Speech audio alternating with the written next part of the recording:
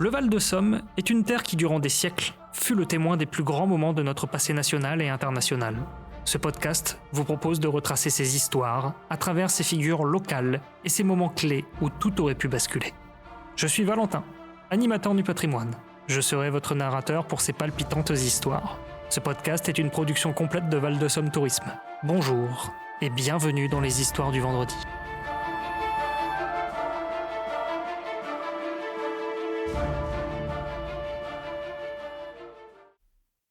Le premier épisode de notre série, dédié à ceux qui ont fait l'histoire du Val-de-Somme, sera consacré à un saint homme, quelqu'un qui aura marqué durablement l'histoire de l'abbaye de Corbie. L'œuvre de sa vie eut un rayonnement sur les territoires de son impérial cousin, Charlemagne. Bienvenue dans cet épisode consacré à Adalard, architecte de la Renaissance carolingienne.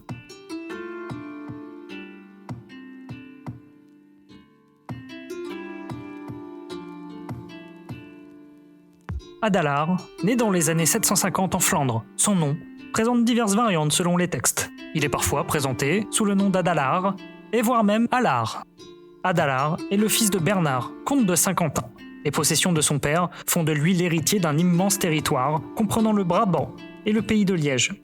D'essence royale, il est le petit-fils de Charles Martel, et donc le cousin du futur empereur, Carolus Magnus, que nous connaissons plus à notre époque sous le nom de Charlemagne. Les deux cousins bénéficient d'une formation intellectuelle de premier ordre. Adalard apprend à parler plusieurs langues du territoire carolingien.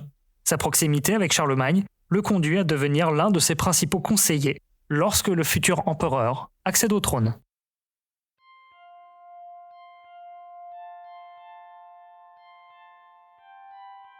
Adalard se fait une place de choix dans la cour impériale. Il est nommé à plusieurs reprises Missus Dominicus. Les personnes nommées de la sorte sont des envoyés spéciaux des souverains carolingiens. Ils sont chargés de renforcer l'autorité sur des territoires, parfois récalcitrants. Le missus est donc un élément très important du pouvoir, permettant d'assurer l'établissement de la nouvelle administration imposée par Charlemagne dans un territoire continuellement en expansion. Adalard participa à plusieurs campagnes militaires contre les Saxons avant de prendre part aux expéditions contre les Lombards. Âgé d'une vingtaine d'années et toujours très proche de son cousin Charlemagne, il finit même par être nommé maire du palais, comme son père l'avait été avant lui. Cette charge, similaire à nos actuels premiers ministres, est une des plus prestigieuses qui soit. Il n'existe pas de dignitaire plus important et plus puissant dans tout le royaume, en dehors du roi lui-même.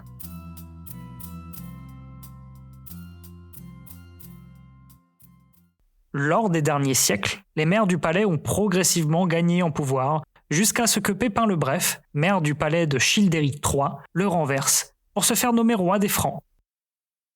Pépin le Bref, père de Charlemagne, et donc oncle d'Adalard, est celui qui lance la dynastie des Carolingiens, qui régnera pendant des décennies sur l'Europe occidentale. En 772, les relations entre les deux cousins se tendent.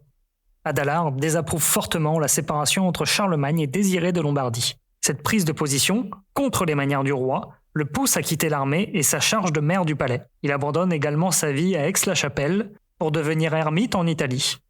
Au bout de quelques mois, il sort de son ermitage et rejoint l'abbaye de Corbie, alors sous l'abbatiat de Mordram.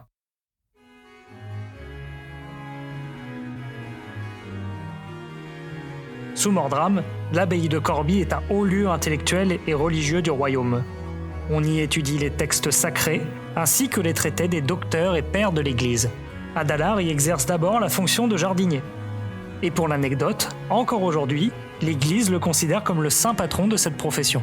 L'histoire raconte qu'Adalard finit par se lasser de la vie corbéenne et s'enfuit de l'abbaye pour rejoindre le mont Cassin. Toutefois, sa cachette finit par être découverte et il est contraint de revenir à l'abbaye.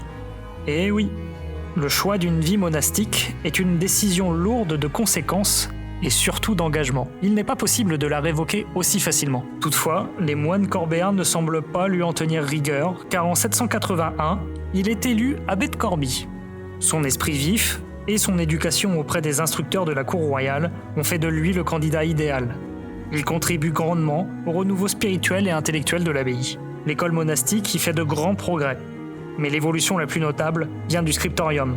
Ce dernier contribue alors à la maîtrise d'une nouvelle police d'écriture, la Caroline.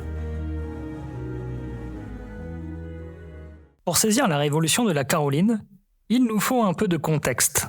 Au 8e siècle, le déploiement d'une administration sur tout le territoire franc demande une efficacité dans le traitement de l'information. Or, la grande variété d'écritures régionales ralentissait fortement le processus administratif. Les textes étaient aussi laborieux à rédiger qu'à déchiffrer. Charlemagne souhaitait donc la création d'une écriture facile à lire et à écrire, qui permettrait une transmission d'informations bien plus rapide, et ceci dans tout le royaume. Le lieu de la création de la Caroline est encore aujourd'hui débattu. Toutefois, c'est à Corbie, sous la plume de Mordram, le prédécesseur d'Adalar, qu'une première forme de cette écriture est créée dans un ouvrage, aujourd'hui connu sous le nom de Bible de Mordram. Le livre est parvenu jusqu'à nous. Il est aujourd'hui conservé à la bibliothèque Louis Aragon d'Amiens. Devenu abbé de Corbie, Adalar contribue à faire évoluer la Caroline. Ainsi, c'est dans le scriptorium de l'abbaye que de nouvelles pratiques d'écriture, toujours en vigueur aujourd'hui, sont créées, comme par exemple le point d'interrogation. D'autres scriptoriums joueront un rôle important dans la diffusion de la Caroline, comme celui d'Aix-la-Chapelle ou celui de l'abbaye de Saint-Martin de Tours. Mais la maîtrise de la Caroline est telle dans le scriptorium picard qu'elle lui permet de rayonner à grande échelle à partir des années 780. Les Bibles, homogènes, claires et aérées, rencontrent un vif succès. Corbie exporte ses ouvrages dans tout le royaume. Sa production de Bibles dépasse même celle de Rome.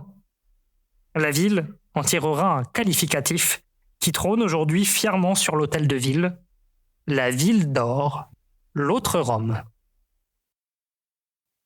La minuscule Caroline connut plusieurs vies et évolutions à travers le temps. Ses qualités favorisent sa renaissance avec les premiers imprimaires au XVe siècle. Encore aujourd'hui, l'héritage de la Caroline est assuré par son descendant direct, le Times New Roman, que vous connaissez sans doute.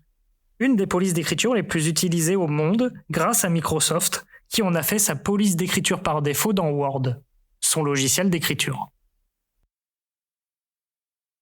Sous l'abbatiat d'Adalar, la bibliothèque de l'abbaye s'enrichit de somptueux manuscrits. Une partie est aujourd'hui préservée à la bibliothèque d'Amiens, à la Bibliothèque nationale de France, et également à la Bibliothèque nationale de Russie.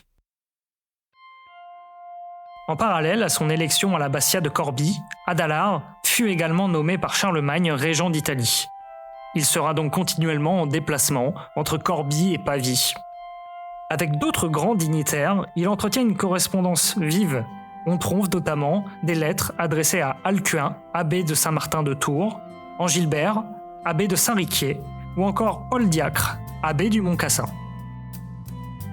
À la mort de Charlemagne en 814, son fils Louis le Pieux, nouvellement nommé empereur d'Occident, chercha à s'émanciper de l'héritage de son père. Cela se traduisit en partie par un éloignement contraint des anciens conseillers impériaux. Adalar fut alors exilé à l'abbaye de Noirmoutier, où il séjournera jusqu'en 821. Il est par la suite rappelé de son exil par l'empereur, mais il décide de repartir l'année suivante pour la Germanie. Là-bas, il fonde une colonie monastique en terre saxonne nommée Corbeia Nova, qui se traduit par la Nouvelle Corbie. L'abbaye, la première fondée en pays saxon, devint par la suite un important lieu de pèlerinage en raison de la présence des reliques de Saint-Étienne. Ce fut également le point de départ des premières missions d'évangélisation de la Scandinavie. Cet édifice carolingien, encore debout aujourd'hui, est inscrit au patrimoine mondial de l'UNESCO. Revenu ensuite à Corbie, Adalar reprend son titre d'abbé. En 822, il rédige les Statuta Antica Sancti Petri Corbiensis, destinés à réformer le fonctionnement de l'abbaye. Ce texte fondateur servira à l'organisation interne d'autres abbayes. À l'âge de 75 ans, et après une vie ayant connu moult péripéties, Adalar s'éteint à Corbie. C'est son frère Wala qui sera désigné pour lui succéder à la tête de l'abbaye. Toutefois, son histoire ne s'arrête pas là, car en 1026, il est canonisé. Ses reliques sauvées de la Révolution française sont conservées et visibles dans l'abbatiale Saint-Pierre de Corbie, mais également dans le musée de Cluny, qui abrite un pied reliquaire en cuivre d'Adalar. Si nous devions apporter une conclusion à cette histoire, nous pourrions dire qu'Adalar a évolué au cœur d'un monde où éducation, politique et foi se mêlaient harmonieusement. Son rôle, en tant que missus Dominicus, puis chef de guerre, fut crucial pour l'expansion des territoires du cousin Charlemagne. Sa retraite spirituelle à l'abbaye de Corbie a marqué un tournant déterminant dans sa vie, le propulsant vers un rôle majeur en tant qu'abbé de ce lieu. Son influence en tant que chef religieux, devenu saint, a été profondément marquante, ravivant l'intellect et la spiritualité au cœur de l'abbaye. Les accomplissements d'Adalard ont traversé les siècles avec éloquence, de la réforme des textes à l'avènement de la minuscule Caroline, sans oublier la fondation de la nouvelle Corbie en Germanie. Ces faits témoignent de son héritage pérenne et laissent une empreinte indélébile sur ce que les historiens appelleront plus tard la Renaissance carolingienne. Son legs littéraire et spirituel a façonné des générations et persiste encore, se perpétuant silencieusement jusqu'à notre époque.